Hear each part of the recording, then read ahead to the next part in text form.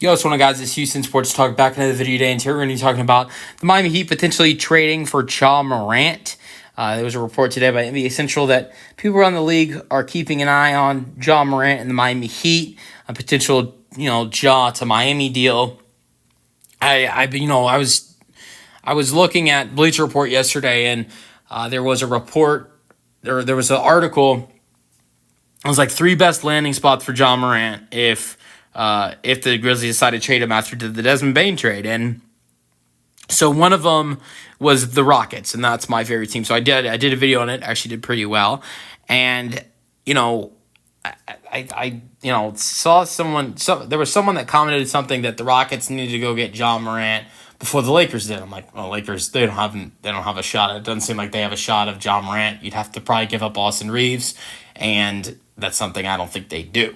And I looked, when I thought about this, I'm like, it seems like if potentially the Memphis Grizzlies trade Ja Morant, I think most likely they're going to look to trade Ja Morant to a Eastern Conference team. I think you look at teams like the Toronto Raptors, the Brooklyn Nets, and the Miami Heat as Eastern Conference candidates to potentially go after Ja Morant. They're teams that, those two guys are teams that have looked at potentially going after bigger guys like the Nets and Raptors are two guys who have been linked to Giannis Antetokounmpo. Most likely won't get them.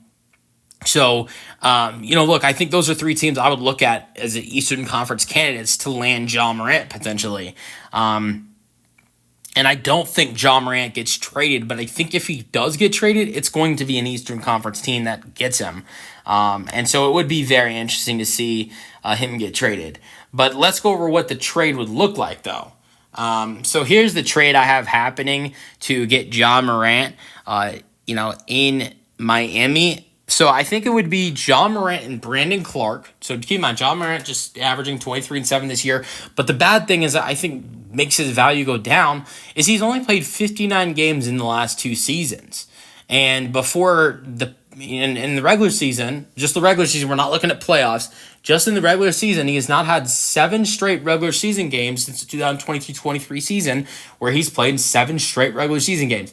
He did do it this year where it was at the end of the regular season and then play in postseason, but not in the regular season has he done that. He didn't do that this year in the regular season. He didn't do that in last year's regular season.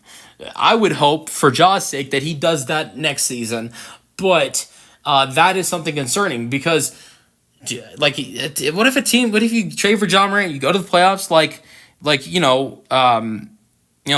this team would be expected to be in the playoffs, and then they 7-game series. Can you count on him to stay healthy this whole 7-game series? I think it'd be very like Kristaps Porzingis, where you've seen him be injured sometimes in the playoffs. I'm not saying that's going to happen with Ja, but that happened in this postseason. And so the injuries I think are a concerning factor for Ja Morant. And so I think you look at a trade package for Ja. I think you put together this package. You say, all right, we want Ja, give us Brandon Clark with Ja Morant, and we'll give you Andrew Wiggins, Terry Rozier, Nikola Jovic, the 20th overall pick in this year's draft, 2029 first-round pick, top 3 protected, and 2 additional second-round picks for Ja Morant. If that's not good enough, hang up the phone if you're Miami. But I think he'd be a great addition to pair next to Tyler Hero and Bam Adebayo. I think he'd mainly fit very well next to Bam Adebayo. But let me know your thoughts in the comment section, and let me know your thoughts on the potential trade in the comment section, and peace out.